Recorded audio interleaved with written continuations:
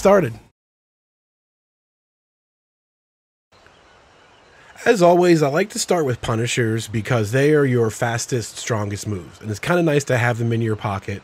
They're not always good to be using in normal gameplay, but having them committed to memory when your opponent makes those mistakes and the opportunity presents goes a long way to keeping damage even on the battlefield. So, 10 frames are the fastest moves in the game. Anytime your opponent makes a mistake, it leaves them with a negative 10 frames of recovery and get jab punished. Most characters have this 1-2. Jun, in fact, has 1-2 in the sidestep, but we can do better than that.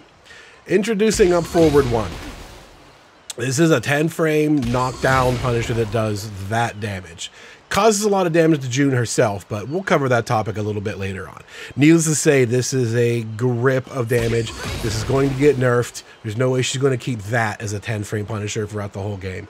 But it's there, so you might as well live with it. Anything they do wrong, punish with that. You really don't even need to know the rest of these, but we'll go over them just to have them as a reference. In case that does get nerfed, you'll need to fall back on more regular stuff. 11 frames, she doesn't have anything. At 12, she has 2-1-4. This used to not be a combo in the last game. Only 2-1 was guaranteed. That 4 would get blocked. So now that it does combo, 28 damage isn't too bad. That'd be a pretty good 12 frame punisher, I suppose. -1, so you don't get a ton of advantage. It does have these follow-ups that I suppose you could try them with. It's up to you. 13 frames, we have back 4-2. I believe this is a frame faster than it was before. Pretty nice. Also hit confirmable, so in case you make a mistake, you don't have to let it rip all the time. So that's good. Also at 13 now, you need to be aware of 1+2 as a heat engager. It doesn't do a ton of damage on its own, but it engages heat mode and leaves you +17 in this moment, and you can do whatever you want to. And they cannot avoid this mix-up, can't sidestep, can't do anything. They kind of have to block that. So you can run some offense, set things up, do whatever you want to do during this heat run-up period. You have 17 frames of advantage to work with. So if that's what you're going for as a punish, that's a pretty good way to get in there. 13 frames, relatively fast. 14 frames is this standing 3. Don't even worry about it. That move doesn't exist. Forget about it. Move on. 15, Jun still does not have a launcher, just like the last game. She has to rely on just a string that does damage, which is that. Whole new string, down back, 1-1, 1+2. That's a pretty good amount of damage, and you get the knockdown and the wall break and everything from it. So it's pretty good. Not as good as a launcher, but it's not too bad. I think it's a bit of a sacrifice they made to give her such a good 10. She still has a crappy 15, so you got to deal with it. However, at 16, though, she has the old hop kick, up forward 4-3. A little bit different this time. You see it causes an automatic tornado and leaves Jun in the new Miare stance. So you can still get a combo from it. It's just a little bit different. You can do plenty of damage to them for a 16 frame launcher. No issues there. Dragon wheel kick now, back 3. This is also 16 startup, which I'm pretty sure is faster. You could use this. It has a little follow-up now to get combos from it. Say the choice is yours. Does a little bit less damage, but leads to a more conventional combo. As well as having a down forward 2. She's got a down forward 2 now that's 16 frames, -12. As well as this light follow-up. If you press down forward 2, 1+2, you get that. It makes it safe on block in case you were wrong, you can't get punished. But all of these Kazama Power light bombs, they're safe on block, but they cost Jun health anyway. So again, we'll cover that later. Just got to be aware of it. So 16, she's got a lot of launch opportunities. And 17, she has forward 2.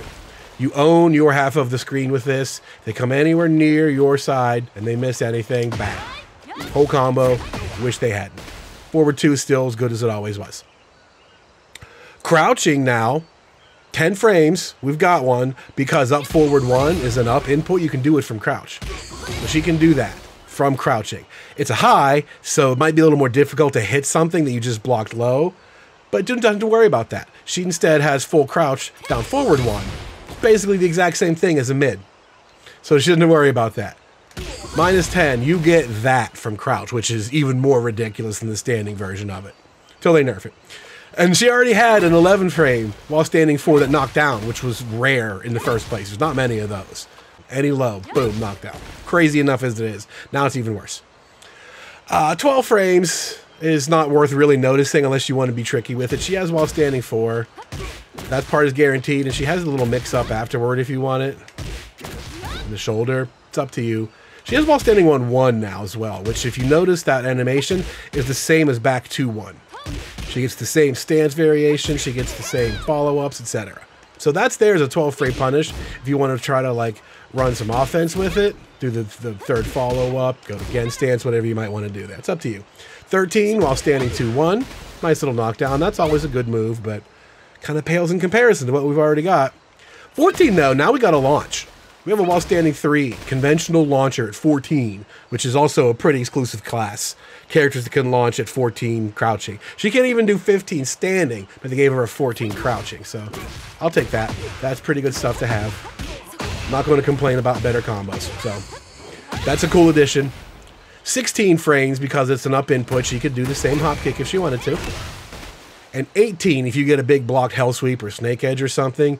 This is now while standing 3+4. They moved it to this input. You get a big combo off of that one, way more damage, but you're going to need a big block to do it.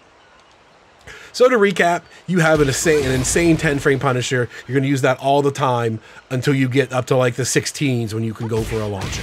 That's pretty much all you need to know. In between, there's a 13 frame that goes into heat mode. Crouching, same thing. You have this full crouch 10 that knocks down. You can do some mix-up stuff at 12, but you got a launcher at 14. That's it. You don't really need to know more than that, but they're in the doc, they're in the notes and all that if you want to take notes. Should they nerf something and you need to fall back on some other options, be sure to go check that out.